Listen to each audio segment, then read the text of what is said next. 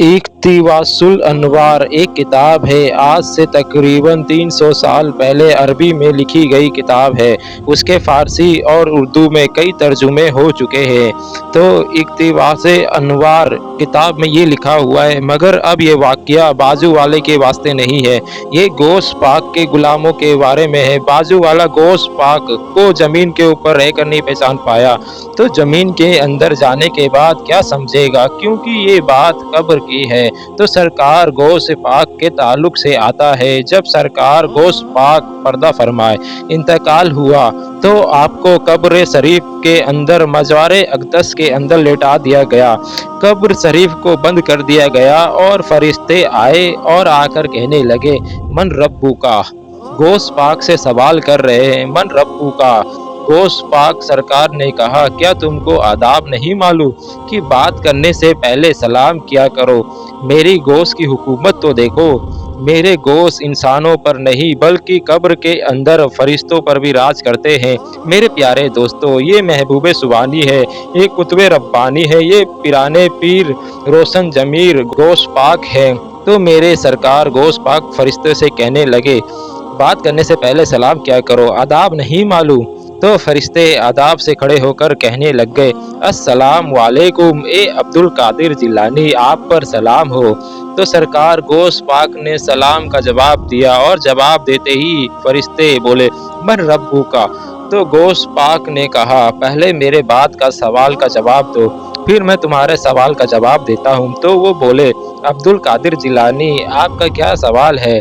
तो सरकार गौसे पाक ने कहा, जब अल्लाह रब्बुल इज़्ज़त ने इंसानों की तख्लीक की, हज़रत आदम अलैहिस्सलाम की तख्लीक की, उस वक्त तुमसे कहा था मैं अपना खलीफा तैयार कर रहा हूँ, खलीफा बना रहा हूँ, तो तुमने जवाब से कहा, हम तेरी इबादत करेंगे, तेरी तस्बीह करेंगे। तू इंसानों को क्यों पैदा कर रहा है, ये दुनिया में जाकर कत्ल करेंगे। जब तुमने रब को मशवरा दिया तो तुमने हाथ जोड़कर, मेरे मौला जो तू करता है अच्छा करता है, तुमने ऐसी बात क्यों नहीं की। तुमने रब को मशवरा कैसे दिया। ये गौस पाक फरमा रहे, मेरे रब को तुमने मशवरा क्यों दिया कि तू इनको क्यों पैदा कर रहा है, हम हैं ना तेरी इबादत करने के लिए, तुमने इतनी बड़ी बात कैसे बोले। फिर गौस पाक दूसरा सवाल पूछे।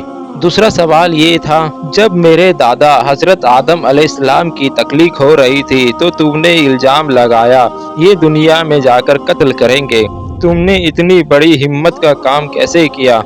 मेरे दादा पर इल्ज़ाम लगाया। फरिश्ते परेशान हो गए और कहने लग गए, अब क्या होगा। अब्दुल कादिर ने तो पकड़ लिया है, क्योंकि ये जानते हैं, क्योंकि ये मामूली इंसान नहीं है, वो तो महबूब खुदा है।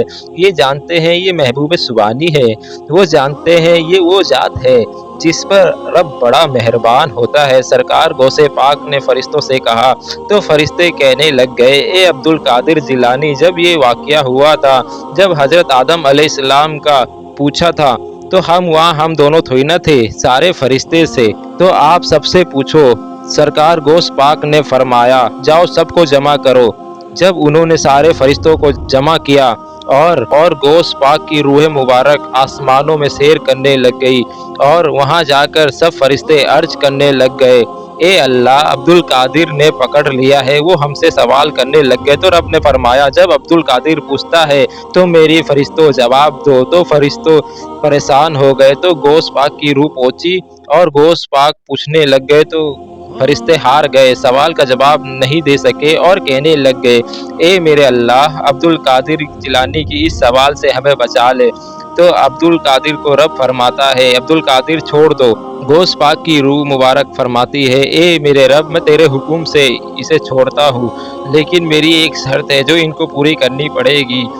ए अब्दुल कादिर, शर्त बयान करो।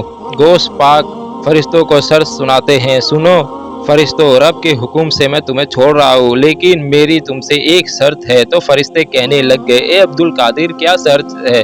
तो कहते हैं, तो सुनो, आज से लेकर क़यामत तक जब कोई मेरा मुरीद आएगा तो तुम उससे सवाल पूछ कर परेशान नहीं करोगे, उस पर आसानी करोगे। तो सारे फरिश्ते हाथ जोड़कर कहने लग गए, ए अब्दुल कादिर, ये तो काम हम रब के हुक्म से करते हैं, इसमें हमारा इख्तियार कहाँ है। तो सरकार गौस पाक ने कहा, अब तुम रब से गुजारिश करके इजाज़त ले लो। सारे फरिश्ते रब की बारगाह में इकट्ठे हुए और रब से इरशाद फरमाया, ए मेरे मौला, अब्दुल कादिर ने ये सवाल किया है, रहम कर मौला। तो रब ने हुक्म दिया, फरिश्तों, अब्दुल कादिर कहता है कि उनकी मुरीदों के साथ कब्र में आसानी हो।